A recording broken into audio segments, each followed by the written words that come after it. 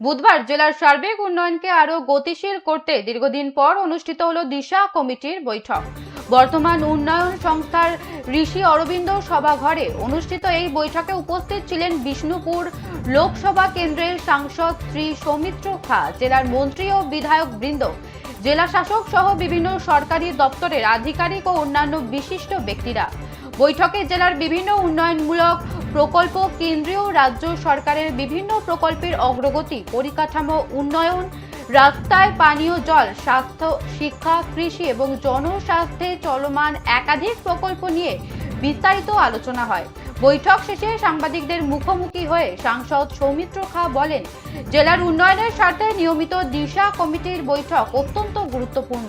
দীর্ঘ এক দশক পর অনুষ্ঠিত এই দিশা কমিটির বৈঠককে ঘিরে জেলার প্রশাসনিক মহল এবং রাজনৈতিক মহলে যথেষ্ট গুরুত্ব তৈরি হয়েছে।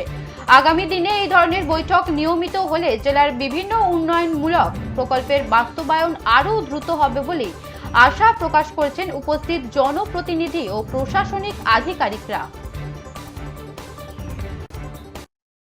গুন্ডা তৈরি করতে দেব না, আমরা হারমাদি তৈরি করতে দেব না। আমাদের এক নীতি, গুড গভর্নেন্স। আমরা ভালো কাজ করব, এটাই হচ্ছে।